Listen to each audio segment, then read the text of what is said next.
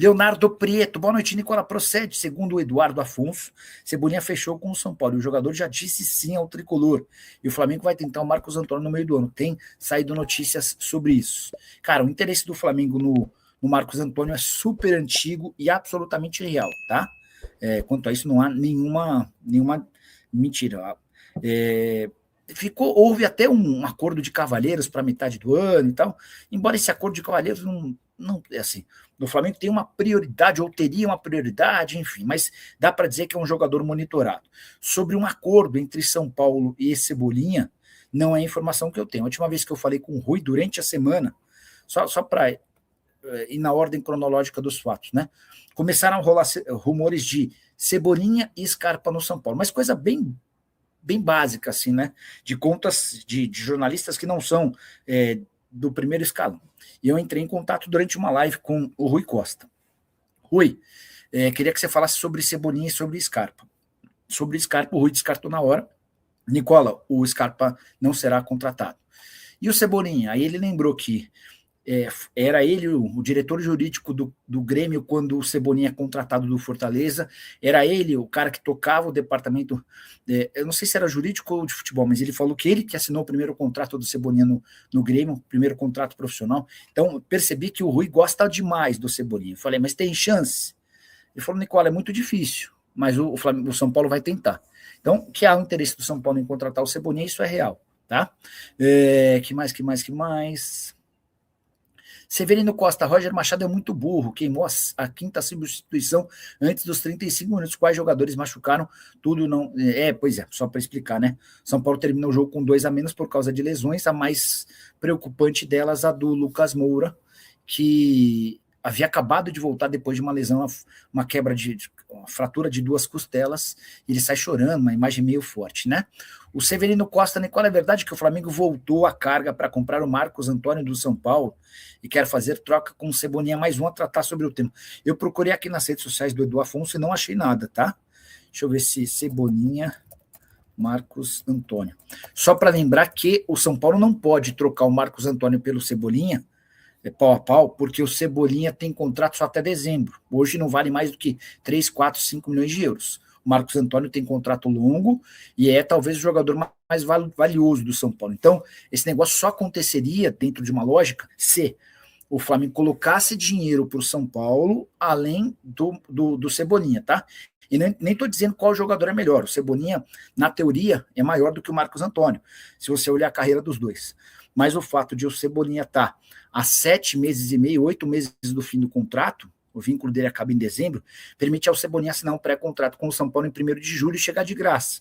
Então a verdade é que o Flamengo não pode colocar um preço muito alto no Cebolinha. Beleza? E vou mandar, só não vou mandar agora porque os caras devem estar no vestiário lá de meio de cabeça quente, mas vou mandar uma mensagem para o Boto um pouquinho mais tarde para perguntar sobre essa história de troca do Cebolinha com o Marcos Antônio, tá? São Paulo tem a obrigação de tentar a Almada, com o salário de Lucas e Oscar, a economia é de 4 milhões e meio. Clube grande precisa de jogador que desequilibra. O Oscar ganhava 2.300, né? O Lucas na casa de 1.800, mas você tem contrato com o Lucas até dezembro de 27. Esse é o grande problema. E o Almada não é que ele é bom, ele é muito bom, cara. Ele é muito acima da média. O que ele fez com a camisa do Botafogo naquela temporada de 24 foi espetacular. O MDK Douglas, Barolo é generoso em dizer que o Rafael é nota 6, goleiro nota 4, e o Roger Machado é ruim demais, o cara chegou no São Paulo em primeiro lugar, olha onde é que tá o técnico horroroso. Cara, eu não acho o Rafael horroroso, mas também não acho que ele é, eu acho que é nota 6, nota 6,5, vai. Um time que teve Ceni não pode ter Rafael como goleiro. Ele é horrível, ninguém fala isso, Pelica. Não pega pênalti, todos os chutes rasteiros são gol. Cara, o desempenho do Rafael em pênalti é ruim, você tem razão. Eu não acho ele horrível, tá? Sendo bem sincero, eu não tenho problema nenhum em opinar, em falar mal dos caras, enfim. Tô cagando se o cara vai ficar bravo ou não. Mas eu acho ele nota 6. Acho que o Barolo acerta quando fala que é nota 6, talvez 6,5. Mas, cara, é o tipo do goleiro que falha em momentos importantes, né? Por exemplo, o Courtois. Para mim, o Courtois é melhor que o Neuer, tá? Eu sei que é uma opinião meio polêmica, muita gente vai discordar, mas também tá tudo certo. Mas o Courtois, nas raras vezes em que ele falha quando o Real Madrid ganha por 4-1, por 3-1, enfim, são falhas que saem na urina. As falhas do Rafael quase sempre resultam em resultados importantes. Hoje o São Paulo vencia até por 2-1. Ele tem a oportunidade de espalmar a bola por cima do gol, ele pula errado, eu tive a impressão de que ele pulou antes. E aí o salto fica meio curto, ele acaba espalmando sem força, bola pinga no travessão e sobra livre para o Éder, que só empurrar para dentro do gol. E a sombra, ainda que antiga, segue sendo pesada, né? Era o Rogério Ceni, né? O maior ídolo da história, se não de todos os tempos, mas da história recente do São Paulo. Se esse Roger Machado sair, se o Roger Machado sair, quem será que vai ser o técnico do São Paulo? Será que vai ser as mesmas figurinhas repetidas que a gente vê por aí? O MDK, se o Roger Machado sair, o telefone do Dorival Júnior toca no mesmo minuto. Caiu o Roger Machado, acho que um minuto antes já vai ter tocado o telefone do Dorival, tá? Olha que mensagem importante. O meio-campo do Crespo virou saudade. Eu venderia sim o Marcos Antônio para o Flamengo, mas aproveitaria, trocaria por 2. Cebolinha e Luiz Araújo, só pagando o salário. A primeira frase do Naric é absolutamente verdadeira. O Crespo havia encontrado em Bobadilha, Danielzinho e Marcos Antônio a solução para os problemas do São Paulo. São Paulo que chega a ser líder do Brasileiro, empatado com o Palmeiras, acumulando 7 vitórias, 2 empates e 1 derrota em 9 jogos, tinha esses 3 caras como grande diferença, né? A primeira providência do Roger quando chegou foi tirar o Danielzinho do time. E depois o Marcos Antônio acabou se contundindo, teve uma lesão muscular que até deve ser antecipada, né? Existia a expectativa de que ele só voltasse depois da Copa. A recuperação tem sido melhor, ele já fez trabalhos físicos ao longo da semana e talvez retorne antes da Copa. Mas, de fato, aquele meio campo deixou de existir sob o comando do Roger. Dá para fazer uma troca entre Marcos Antônio e Cebolinha? Dá. Mas o Cebolinha tem que valer bem menos que o Marcos Antônio, porque o Cebolinha, como eu contei agora há pouco, tem contrato só até dezembro. Isso significa que a partir da metade do ano ele poderia assinar um pré-contrato para sair de graça, enquanto o Marcos Antônio é hoje o jogador mais valioso do elenco do São Paulo. Tá bom, Naric? Esse meu São Paulo é uma desgraça anunciada. Botaram o Roger, uma roubada, bode expiatória. Eu acho que o Rui Costa, quando se aposentar, quando encerrar a carreira, ele vai chegar à conclusão de que tomou a sua pior decisão na carreira, quando decidiu contratar o Roger Machado. Porque o Rui tinha alguma moral com o torcedor, mas não corria risco nenhum de demissão. A partir dessa mudança, cara, todos os holofotes passaram a ser voltados para o Roger Machado e para o próprio Rui.